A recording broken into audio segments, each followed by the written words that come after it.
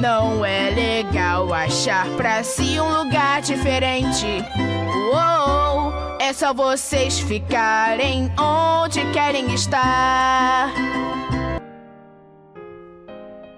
Então hoje a gente tem Steven Universo aqui nesse canal, e eu espero que esse seja o primeiro de vários vídeos, já que eu realmente amo muito esse desenho, e eu sei como ele é incrível e capaz de ensinar muita coisa. Hoje a gente vai analisar um episódio que eu gosto bastante da primeira temporada, que se chama Aventura na Ilha. Esse app fala sobre como pessoas fechadas criam barreiras entre elas e as outras por conta de algum medo, alguma insegurança, mas que além dessas barreiras, essas pessoas são boas. Fala sobre egoísmo, sobre tirar o melhor da situação que tu se encontra, sobre como é importante se permitir ser quem você realmente é. Então vamos ver isso aí, né? Vamos dar uma olhada nesse episódio. O Steven tá muito animado por ter aprendido a controlar o teletransportador e vai correndo contar a novidade pra Sage e pro Lars. Só que os dois parecem estar bem desanimados e infelizes naquele momento, e imediatamente começam a discutir por algo bobo e desnecessário, demonstrando como os dois estavam com diversas frustrações internas ali que os impediam de manter a calma e tratar coisas que eram para ser simples numa boa. E essas discussões não eram nada mais do que uma tentativa de ter uma válvula de escape para tudo aquilo que estava corroendo eles internamente. O Lars então diz que estava cansado daquele lugar e queria ir para um lugar novo.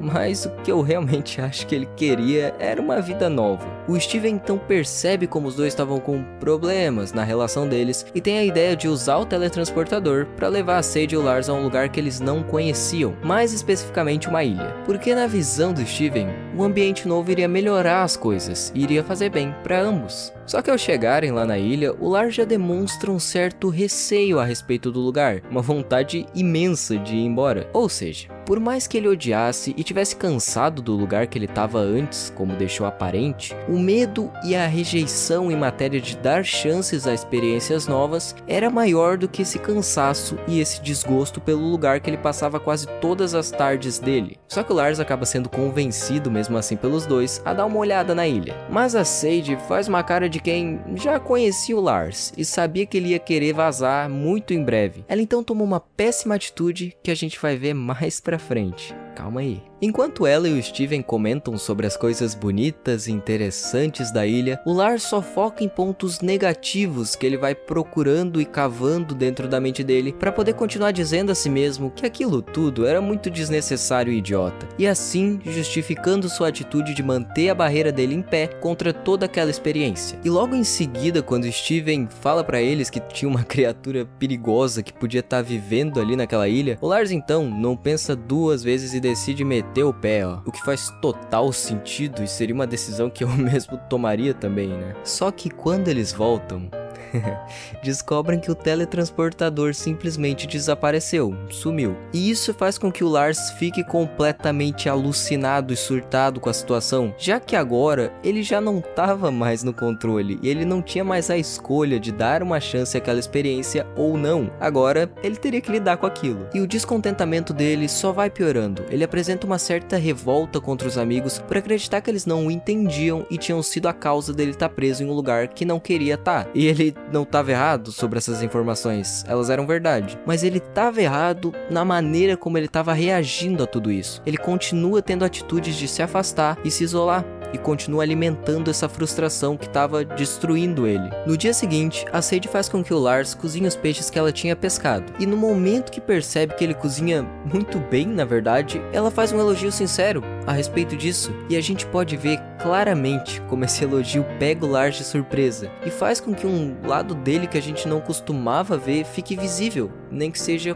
por um momento. Um lado mais frágil, mais autêntico, mais engraçado, que o mesmo lutava diariamente para manter escondido. Talvez por medo de se machucar, talvez por frustrações passadas, traumas, sentimentos negativos ou pensamentos destrutivos. Todas essas coisas faziam com que aquilo que a gente via na maior parte do tempo não fosse de fato o Lars, mas sim uma barreira de sarcasmo, pessimismo e frieza. E tem muita gente que é assim, pessoas incríveis que se fecham e não costumam expressar quem elas realmente são por causa de fatores que a gente não é capaz de enxergar sem muita compreensão e muita paciência. O Steven então canta uma música muito linda, que fala exatamente disso, sobre aceitação, sobre permitir ser quem tu é. E quando ele fala a respeito de ficar aonde queriam estar, eu não interpreto esse lugar como sendo a ilha, até porque o Lars nunca gostou de estar ali, mas sim como esse lugar sendo aonde quer que os dois estivessem juntos, a companhia um do outro, o amor um do outro, a compreensão um do outro. Seria legal achar para si sentimentos diferentes, visões diferentes, experiências diferentes. O tempo passa e dá a entender que o Lars estava começando a gostar da ilha, mas não demora muito para ele demonstrar como estava arrasado com tudo aquilo. Só que dessa vez,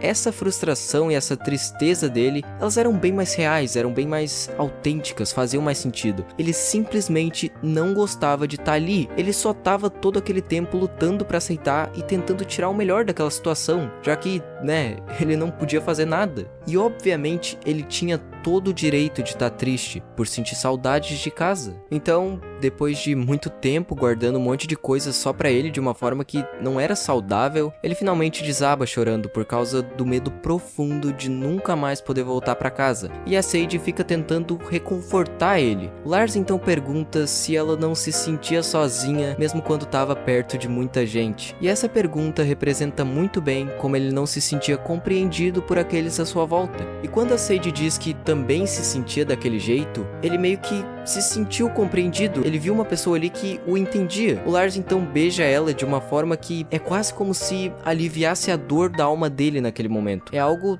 terapêutico. De repente, a criatura invisível que estava ali na ilha o tempo todo começa a perseguir os três, e o Lars começa a chorar de forma desesperada, dizendo repetidamente que queria ir para casa, o que faz com que a Sade não aguente mais a culpa que estava corroendo ela, e leva todo mundo até o teletransportador que a mesma tinha escondido deles. E quando ele percebe que a culpa de todos estarem presos na ilha era dela, ele fica muito irritado e os dois começam a brigar feio por causa disso. E vamos combinar, essa foi uma atitude, no mínimo, extremamente egoísta por parte da Sade. Por mais que ela sentisse que ele precisava daquilo para se sentir melhor, não muda o fato de que ela simplesmente fez com que o cara ficasse meses em uma ilha longe de casa, completamente contra a vontade dele, e sem ter a mínima ideia de que ele estava sendo enganado. Além de tudo isso, também servir para ela conseguir uma aproximação romântica dele, o que, pra falar a real, é algo bem justo de se fazer, E deixa o questionamento do quanto a Sade realmente se importava com o Lars pra ter tido uma atitude assim.